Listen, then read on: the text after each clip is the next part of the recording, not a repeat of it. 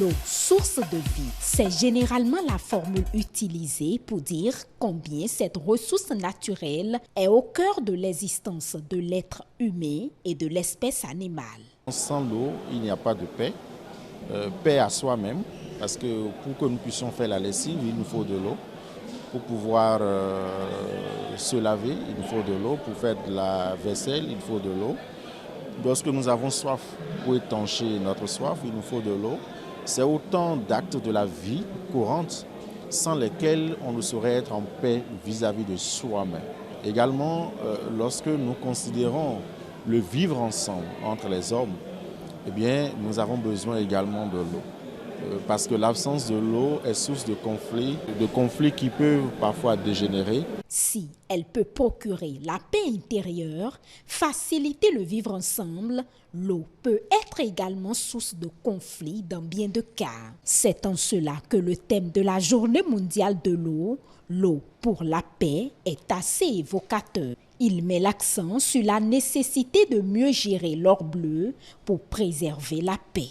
Lorsque certaines parties de la population n'ont pas accès à l'eau potable, l'eau pour l'élevage, l'eau pour l'agriculture, l'eau pour l'industrie, l'eau pour la pêche, etc., et qu'ils se rendent compte que cet accès est réservé seulement à d'autres catégories de personnes ou de populations, cela peut entraîner des révoltes. Si l'eau existe, mais est polluée, du fait des activités de certaines catégories d'acteurs, du fait par exemple d'industriels qui déversent leurs déchets dans les lits des cours d'eau, cela altère la qualité de l'eau et cela empêche les autres usagers de l'eau de pouvoir mener leurs activités. Au niveau international, le problème se pose également.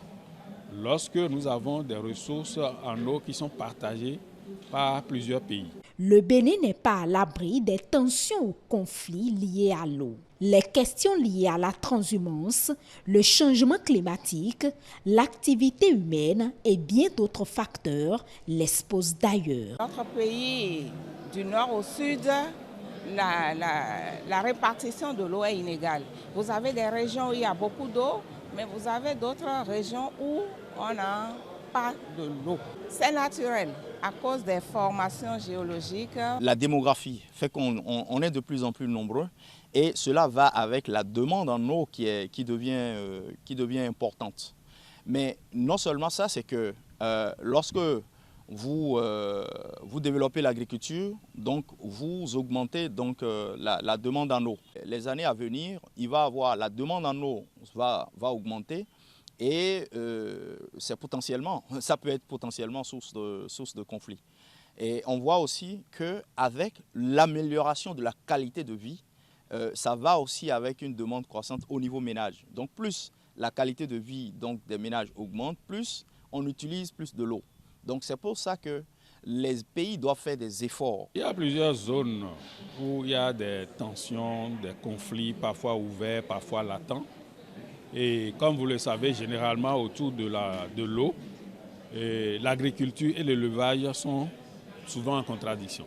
Ces acteurs agissant dans le secteur de l'eau et de l'assainissement n'ont pas manqué de saluer les efforts consentis par le gouvernement pour améliorer l'accès à l'eau potable. Ils estiment qu'il y a encore du travail à faire. Vous allez remarquer qu'à chaque fois, l'accès à l'eau fait partie des priorités. Mais plus encore, depuis 2016, le chef de l'État, Patrice Talon, a fait donc, de l'accès à l'eau une grande priorité avec des réformes qui ont suivi, avec des financements qui ont été records, qui ont été mobilisés donc, pour améliorer l'accès à l'eau.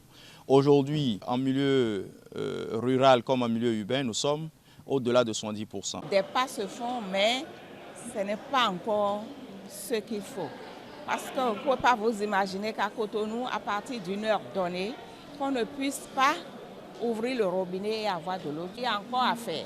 Malgré les milliards qui sont investis, je sais, beaucoup de choses se font techniquement, financièrement. Le secteur n'est pas abandonné. Gardons courage. Continuer les efforts qui sont en train d'être faits, faire plus pour la mobilisation, la gestion, le suivi et l'accès de cette ressource, c'est à cela que sont invités les autorités et partenaires techniques et financiers. Les populations, elles, sont invitées à garantir les avantages des générations futures.